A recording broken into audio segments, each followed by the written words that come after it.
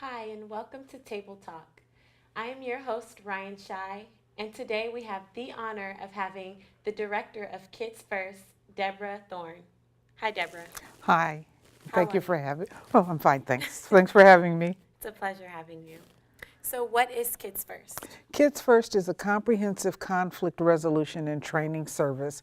We provide services to schools, churches, and children, teaching them about anti-bullying and other aggressive behaviors, as well as anger management, and we teach kids to mediate. Okay, and how long have you been involved in the issue of bullying? For over a decade now, we've provided training to the Los Angeles Unified School District, Compton Unified School District, and Manhattan Beach School District. Okay, and there's so much talk about bullying, especially in our society today. How do you define bullying? Well, like the Supreme Court Justice said about pornography, I know it when I see it. We look for three elements of bullying, which would be the bully, the victim, and the community that tolerates it. But the Federal Department of Health and Human Services defines bullying as something that is intentional, intending to do harm, that is done repetitively, and where there's an imbalance of power.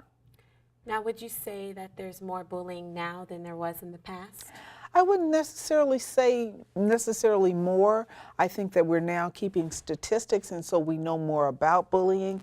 And where in the past, sometimes we kind of accepted it as boys will be boys or a rite of passage. But for instance, we know that 160,000 children in the United States stay home each day because of bullying. We know that 90% of kids in elementary school are bullied on a regular basis. Okay. There's a term that I've been hearing, and that is bullycide. Could you emphasize on that? Sure. Bullycide was coined to describe the phenomenon where children, as a result of bullying or being bullied, have taken their lives. And that's one of the things that I really try to point out to parents is that when our children find themselves in this crisis and they don't know what to do, they usually harm themselves or others. Okay. And so, We do have a video that shows bullycide and its effect.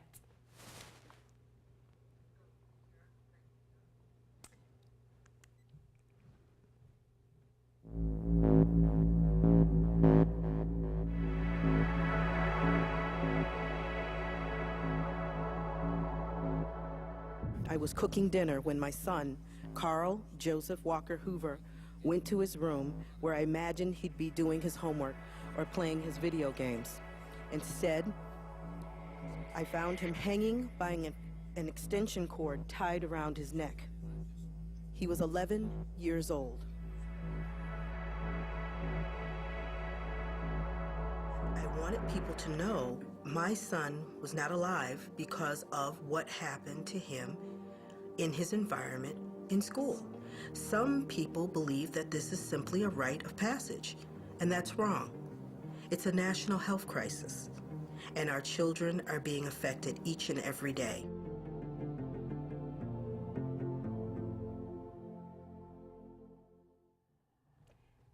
Welcome back to Table Talk. So, Deborah, what is your strategy and why is it effective on reducing violence associated with bullying? well, we have what we call tactics from the trenches. These are actually tactics that work, not just theories. It's a four-pronged strategy. We inform, educate, support, and hold accountable. In the information pieces, like what we're doing now, where we're talking about it, getting people to have a discussion about it. The education prong talks to the bully, the victim, and the community and tells what the costs are to each. The support piece tells them what's available, how do you learn to do things, learning different ways of communicating. And finally, we're effective because we hold people accountable. We hold everyone accountable for their actions. Okay. Now, you mentioned before that the severe cuts in the budgets in LA school areas has hindered your ability to effectively improve the budgets in the LA school area. Okay, so what's happening is because of budget cuts, intervention programs are really the first thing to go.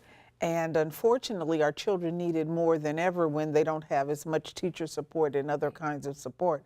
So what we're looking to is the community to do something. We're particularly looking for corporations to get involved. We know that if children don't learn a different way of handling the stresses of bullying and that kind of antisocial behavior, they take that behavior into the workplace. And currently it's costing businesses $180 million a year having to do with bullying. Now, were there specific points? So that is all the time that we have today. And it's been a pleasure speaking with you on bullying. I'd like to meet you. Oh, yeah, I want to quickly mention the book. We do have Okay. a book that we've written, and it's called We Don't Tolerate Bullying. There is something parents can do. Okay. So I encourage parents to take a look at the book and find out that there is something they can actually do. There's some checklists and things that they should hold their schools to do. Okay, and thank you so much, Deborah. That is all the time we have with Table Talk, and thank you so much.